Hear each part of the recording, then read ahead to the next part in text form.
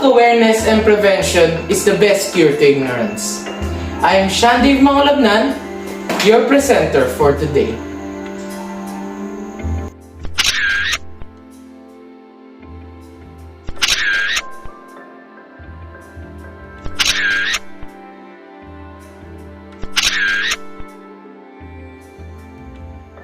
Drug is any substance, with the exception of food and water, which when taken into the body, alters the body's function physically and psychologically.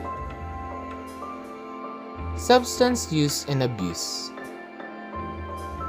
Misuse of substances like alcohols and drugs is a growing problem all over.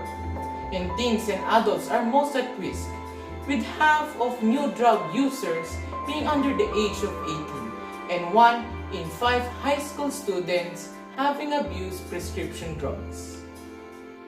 Additionally, 1/3 of high school students currently use alcohol, 23% use marijuana, and 22% use all forms of tobacco combined. Dopamine helps transmit signals in the brain that make people happy. The number of brain receptors interacting with dopamine is higher in adolescents than at any other time of life. That means that when a teen is exposed to a reward such as a compliment, the reward center reacts more strongly than it would for an adult.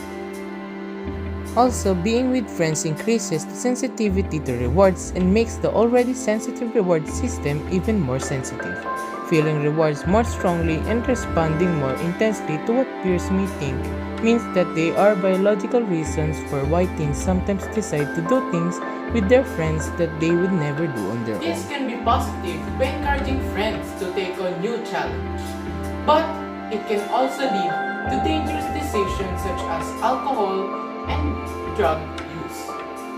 Drug use and abuse contribute to harmful short and long-term health risks.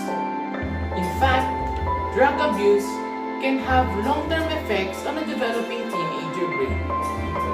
MRI scans of the brain have shown that people who have been using drugs have smaller prefrontal cortex than people who have not been using drugs. Drug use can result in poor grades, memory loss, and social problems. A lot of us have an idea about what a person dependent on drugs look like. However, anyone can suffer from this type of addiction. Addiction doesn't depend on income, job, or color. It is a disease of the brain that can affect anyone. Drug dependency is when a person consumes alcohol or drugs despite the fact that it causes issues in their life and relationship with others. Get help if you need it. Encourage your friends to get help too.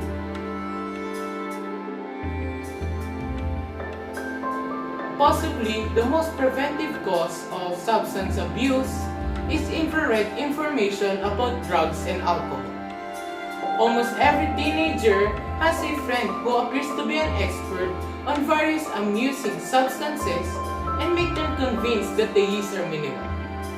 Adults should educate teenagers about drug use and its consequences so they can be aware of the dangers of drug use. Other preventive measures include understanding and appreciating yourself for who you are and developing strong moral and spiritual foundations. Remember, curiosity is not enough reason for you to risk a life. Don't do something that you will only regret in the end.